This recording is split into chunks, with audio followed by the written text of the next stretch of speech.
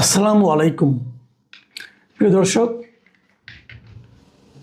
আপনারা নিশ্চয়ই খেয়াল করেছেন গত বেশ কিছুদিন ধরে ধরা যাক মোটামুটি ছাত্র সংসদগুলির নির্বাচনের পরে ডাকসু নির্বাচনের সাফল্য, জাকসু নির্বাচনের সাফল্য অথবা রাকসু অথবা চাকসু এই নির্বাচনগুলির এই ছাত্র শিবিরের যে সাফল্য, সেই সাফল্যের পর ছাত্র শিবিরের যে মাদার অর্গানাইজেশন জামাতে ইসলামী, বাংলাদেশ জামাতে ইসলামী, তাদের নেতাদের কথাবার্তায় আচার আচরণে এক ধরনের পরিবর্তন, এটা অনেকেই লক্ষ্য করেছেন, আমি নিজেও লক্ষ্য করেছি।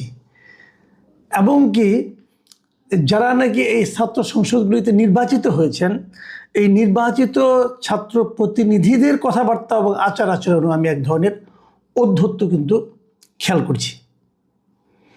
যখন তারা জিতলেন, আমি নিজেও বলেছিলাম যে সারা দেশে জামাত যে রাজনীতি করছে তার প্রতিফলন কিছুটা হলেও এই নির্বাচনগুলোতে পড়েছে। এবং তখন এটাও প্রশ্ন ছিল, তাহলে কি ছাত্র সংসদ নির্বাচনের যে ফলাফল তার প্রভাব জাতীয় রাজনীতিতে, জামাতের রাজনীতিতে পড়বে? আমি এতে একমত হইনি, আমার মনে হয় সেটা পড়বে না। কিন্তু জামাতের নেতৃবৃন্দ সম্ভবত ধারণা করেছেন পড়বে, এবং সেটা পড়বে মনে করে তাহলে এইগুলোতে তারা নিরঙ্কুশভাবে ভূমিধস বিজয় হয়েছে, তাহলে কি সারা দেশে জাতীয় নির্বাচনও জামাতের এরকম ভূমিধস বিজয় হবে? এই প্রশ্নটা সাধারণ মানুষ অনেকভাবে বিশ্লেষণ করেছেন, কিন্তু জামাতের নেতারা কিন্তু বিশ্বাস করেছেন বলে আমার ধারণা। তাদের আচার আচরণ, কথাবার্তায় অনেকের, সবার কথা বলছি না, অনেকের মধ্যে সেরকম দেখা গেছে। অনেক শীর্ষ পর্যায়ের নেতাকে বলতে শোনা গেছে যে এবার যেরকম সুযোগটা পাওয়া গেছে এরকম সুযোগ আর আসবে না। একজনের কথা বলি, যাকে নিয়ে এই মুহূর্তে গত একদিন ধরে প্রবল আলোচনা হচ্ছে সব জায়গায়, সেটা হলো চট্টগ্রামের জামায়াতের খুবই গুরুত্বপূর্ণ একজন নেতা মিস্টার শাহজাহান চৌধুরী। তিনি একটা কথা বলেছেন কিন্তু, যে সুযোগ এসেছে তা আর আসবে না। এর অর্থটা কি? এবার তারা যে সুযোগটা পেয়েছেন, এবার সাধারণ মানুষের মধ্যে যে চিন্তাটা কাজ করছে এরকম আর আসবে না। এটা কথা সত্য। সত্য এই কারণে আমরা গত অনেকগুলি বছর স্বাধীনতার পর থেকে আমরা দেখে আসছি, যখন থেকে বিএনপির জন্ম হয়েছে তখন থেকে দেখে আসছি যে বাংলাদেশের রাজনীতি প্রধানত ঘুরপাক খায় এই দুটো দলের মধ্যে, বিএনপি এবং আওয়ামী লীগ। কিছুদিন জাতীয় পার্টি ছিল, অল্প কিছুদিন, তারপরে জাতীয় পার্টি হারিয়ে গেছে, বিএনপি এবং আওয়ামী লীগ। এবার নানা ক্যারিকাচারের মাধ্যমে আওয়ামী লীগকে নির্বাচনের বাইরে রাখা সম্ভব হয়েছে, এবং আমি মনে করি এই ক্যারিকাচারের পেছনে জামাতের ভূমিকা সবচেয়ে বেশি। এবং আমি এটাকে খুব জামাতের দিক থেকে অন্যায় মনে করবো তাও করি না, কারণ জামাতের পলিটিক্সটা এরকম। জামাত চেয়েছে প্রধান দুইটার একটা করে আমি সরিয়ে দিতে পারি, তাহলে আমি প্রধানদের মধ্যে একজন হয়ে যাব। জামাত এই টেকনিকে অগ্রসর হয়েছে। হয়তো সে কারণেই এই শাহজাহান চৌধুরী বলেছেন যে সুযোগ এসেছে তা আর আসবে না। এই জায়গাটাতে আমি শাহজাহান চৌধুরীর বক্তব্যটাকে একটু সমালোচনা করতে চাই। তার আসবে না কেন? আগামীবার আরও ভালোভাবে আসতে পারে। আপনি যদি ভালোভাবে কাজ করেন আগামীবার আরও ভালোভাবে আসবে। কিন্তু আপনি যদি মনে করেন যে ছলে বলে কৌশলে একবার কেবল ক্ষমতায় যেতে পারলে আর কাউকে আমরা আশেপাশে আসতেই দেব না, এমন কাজকর্ম করব যে আর ভোটের জন্য জনগণের কাছে যেতে হবে না, তাহলে আপনি এটা বলতে পারেন যে আর সুযোগ আসবে না। কিন্তু না আসার তো কোনো কারণ নেই। কিন্তু এটা নিয়ে নয়, শাহজাহান চৌধুরীর যে কথা নিয়ে আলোচনা হচ্ছে বেশি, সেটা হলো উনি বলার চেষ্টা করেছেন যে এই নির্বাচনে প্রশাসন ওনাদের কথায় উঠবে এবং বসবে। আমি আপনাদেরকে ওনার কিছু বক্তব্য বরং আমি পড়ে শোনাই। উনি বলেছেন যে নির্বাচন শুধু জনগণ দিয়ে নয়, যার যার নির্বাচনী এলাকায় প্রশাসনের যারা আছেন তাদের সবাইকে আমাদের আন্ডারে নিয়ে আসতে হবে। আমাদের কথায় উঠবে, আমাদের কথায় বসবে, আমাদের কথায় গ্রেপ্তার করবে, আমাদের কথায় মামলা করবে। ভয়ঙ্কর কথা কিন্তু।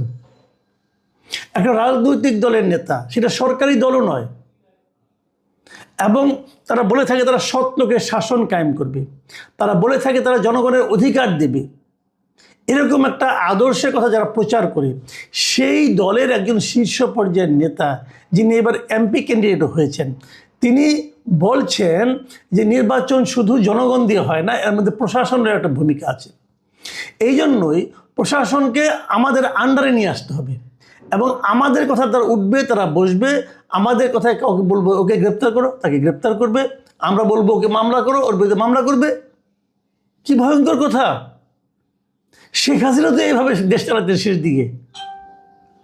এটা শাহজাহান চৌধুরী বলছেন, বলার আগে তো ভাবতে হয়েছে ওনাকে।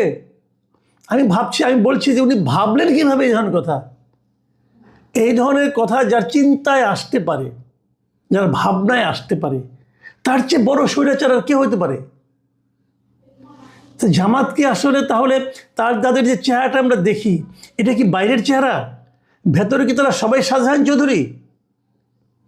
এটা কিন্তু গুরুত্বপূর্ণ প্রশ্ন। আমি জানি না জামাত এটাকে কি উত্তর দিবেন, এবং জামাত একটা উত্তর দিয়েছেন, কিন্তু তার আগে এই ঘটনার প্রেক্ষিতে বিএনপি কি বলেছে সেটা শুনুন। বিএনপি কিন্তু বলেছে যে চট্টগ্রাম মহানগরী বিএনপি সদস্য সচিব নাজিবুর রহমান, ঘটনা তো চট্টগ্রামে ঘটেছে, বলেছে শাহজাহান চৌধুরীর বক্তব্যে প্রমাণ হয় জামায়াত নতুন করে একটা ফ্যাসিবাদ প্রতিষ্ঠা করতে চায়। তার বক্তব্যে স্পষ্ট যে আসন্ন নির্বাচন অবাধ ও সুষ্ঠু হবে না, এমন বক্তব্যের জন্য আমরা তাকে গ্রেপ্তারের দাবি জানাচ্ছি। এটা হলো বিএনপির বক্তব্য। চট্টগ্রামের শাহজাহান চৌধুরী কিন্তু কোনো হেলাফেলা করার মতো নেতা নয়। উনি এবং ওই যে বিএনপির একসময় আগের বিএনপি, এখন তো এলডিপি আর কি, যে কর্নেল অলি আহমেদ, এটা কিন্তু একই আসনের। এবং অলি আহমেদের কাছে বিএনপি যখন ক্ষমতায়, অলি আহমেদ যখন বিশাল নেতা, একসঙ্গে দুটো আসনে দাঁড়াতেন উনি বিএনপির হয়ে, তার একটা আসন কিন্তু ওনার কাছ থেকে এই শাহজাহান চৌধুরী ছিনিয়ে নিয়েছিলেন ভোটের মাধ্যমে। কাজে শাহজাহান চৌধুরী কিন্তু বড় নেতা। আমি তো মনে করি যে অলি আহমেদের রাজনৈতিক ক্যারিয়ারটাই সে শেষ করে দিচ্ছে এই এক ভদ্রলোক। তো সেই শাহজাহান চৌধুরীর মতো লোক, এখন অবশ্য ওনার বয়স হয়েছে, কিন্তু তারপরে যে বক্তব্য দেখলাম ওনার বয়স্ক অবস্থায়, বয়স বোঝা যায়, কিন্তু উনি যে সিংহের মতো গর্জন করছিলেন, যে কথাগুলো উচ্চারণ করছিলেন, এগুলি ভাই আমাদের মতো সাধারণ মানুষ চিন্তাও করতে পারে না। উনি সেগুলি বলেছিলেন। এবং এই বক্তব্যটাকে আপনি কিভাবে নেবেন বলেন? জামাত অবশ্য নানাভাবে এটাকে একটা ব্যাখ্যা দেওয়ার চেষ্টা করছে। যেমন জামাতের যে কেন্দ্রীয় সহকারী সেক্রেটারি জেনারেল এবং চট্টগ্রাম অঞ্চলের যিনি পরিচালক মোহাম্মদ শাহজাহান, তিনি বলেছেন যে বক্তব্যটি আমরা দেখেছি, এটা একান্তই ওনার বক্তব্য, এটার ব্যাখ্যা উনি ভালো দিতে পারবেন। তার এই বক্তব্য জামাত সমর্থন করে না। আমরা তাৎক্ষণিকভাবে তার দৃষ্টি আকর্ষণ করেছি। এই ঘটনায় আমরা অভ্যন্তরীণভাবেও আমাদের মতো ব্যবস্থা নিচ্ছি। এই যে শেষের কথাটা, যে আমাদের মতো করে ব্যবস্থা নিচ্ছি অভ্যন্তরীণভাবে, এটা হলো আমার কাছে সবচেয়ে গুরুত্বপূর্ণ বিষয়। আমরা অপেক্ষায় থাকব আপনারা কি ব্যবস্থা নেন সেটা দেখার জন্য। আপনারা ব্যবস্থা এমন কিছু নেবেন যেন কি দৃষ্টান্ত তৈরি হয়। না হলে কিন্তু ভাই এই যে দিয়েছি নিয়েছি, ওনার কথা আমার কথা না, এগুলো মানে লোক দেখানো কথা, মানুষকে মন ভোলানোর কথা বলছেন আপনারা, এটার কোনো মানে হয় না। যাই হোক, এতক্ষণ যেগুলো বললাম সেগুলো হলো রাজনৈতিক বক্তব্য। আসেন এবার আলোচনাটা শেষ করি এমন একটা বক্তব্য দিয়ে, যে বক্তব্যটা আমার কাছে সবচেয়ে বেশি গুরুত্বপূর্ণ মনে হয়েছে। জামাত কিন্তু বলছে তারা ইসলামের শাসন চায়, জামাত বলছে তারা শরিয়া শাসন চায়। কেউ বলে আবার কেউ বলে না, কেউ বলে না আমরা তো বলিনি, আবার বলে বলছি, এরকম কথাবার্তা বলে। আবার জামাতের অনেক খুচরা নেতা এমনও বলছে যে আপনি যদি জান্নাতে যেতে চান তাহলে জামাতকে ভোট দেন, জামাতকে ভোট দিলে পরে জান্নাতের টিকিট কাটতে পারবেন, এগুলি বলা হয়ে থাকে, নানা রকম কথা বলা হয়। কিন্তু শাহজাহান চৌধুরী যে কথাটা বললেন সেটা বলে আমি আমার আলোচনা শেষ করব। উনি কি বলেছেন? আমি ওনার ভিডিও দেখেছি, শুনেছি, আমার একটা সন্দেহ হচ্ছিল এই কথা উনি বলতে পারেন কীভাবে, কিন্তু আমি ভিডিওতে সেটা কনফার্ম করলাম। উনি বলেছেন যে আল্লাহ তাআলা সিদ্ধান্ত নিয়েছেন জামায়াতে ইসলামীকে ক্ষমতায় নেবেন। এই কথাটা শাহজাহান চৌধুরী কী করে বলেন? ওনার মতো একজন, ওনার লেবাসে, ওনার চেহারায় সব দিকে তো মনে হচ্ছে উনি খুব একজন ধার্মিক মানুষ, আল্লাহওয়ালা মানুষ। তো উনি কী করে এই কথাটা বললেন? আল্লাহ কি সিদ্ধান্ত নিয়েছেন আপনি শাহজাহান চৌধুরী কী করে জানলেন? কিভাবে ভাই বুঝান তো আপনি আমারে। আপনি বলতে পারেন যে আল্লাহ সিদ্ধান্ত নিয়েছেন? ঠিক আছে, আমি ধরে নিলাম আপনি জানেন, আপনি এতই আপনি মানে কামেল লোক যে আপনার সঙ্গে একটা যোগাযোগ আছে, আল্লাহ আপনাকে বলেছেন অথবা শুনেছেন অথবা ভেবেছেন, হতে পারে। ধরা যাক কথার কথা জামাত ক্ষমতায় গেল না, তাহলে যারা আপনার এই কথাগুলো শুনলো তারা কি মনে করলো? যারা বিশ্বাস করলো তারা কি ভাবলো? তখন তো তারা ভাববে আপনি বলেছেন আল্লাহ সিদ্ধান্ত নিয়েছে জামাতকে ক্ষমতা নেবে, জামাত তো ক্ষমতায় গেল না, তাহলে আল্লাহর সিদ্ধান্তে কোনো কাজ হয় না। আপনি আল্লাহকে নিয়ে কোথায় ঠেকিয়ে দিলেন রে ভাই? এটা কোনো সেন্সিবল কথা আপনি বলেছেন? অথবা যদি আল্লাহর প্রতি সন্দেহ নাও করে, ওটা করা উচিত হবে না, ওটা একদম ভয়ঙ্কর অন্যায় হবে, কবিরা গুনাহ হবে।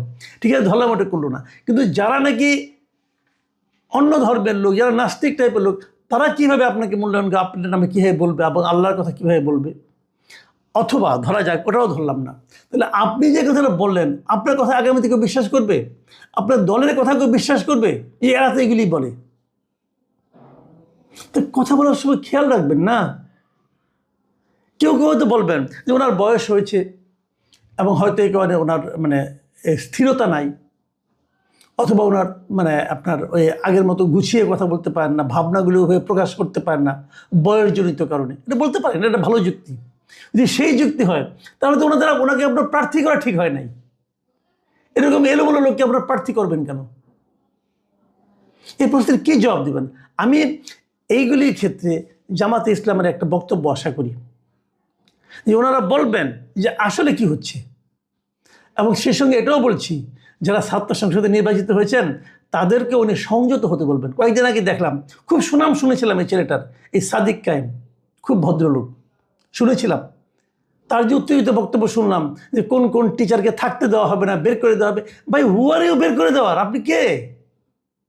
আপনি 2 বছর পরে আপনি এই সংসদে মেয়াদ চলে গেল, আপনি পাবলিক, আপনি কে রে ভাই?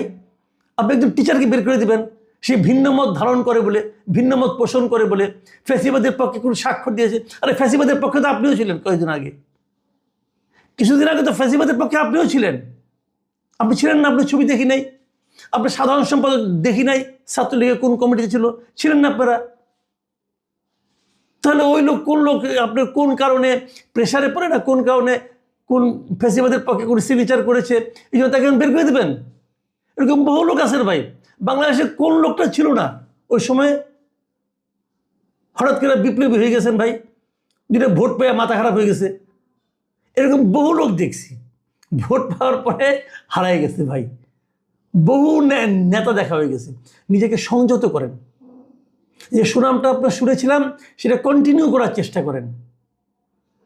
বিনয়ীর অভিনয় বেশি দিন করা যায় না, প্রকৃত চেহারা বের হয়ে যায়। সেই চেহারাটা, নিজের চারিত্রিক বৈশিষ্ট্য যদি পরিবর্তন করতে না পারেন সেই চেহারা বেশি দিন ঢেকে রাখতে পারবেন না।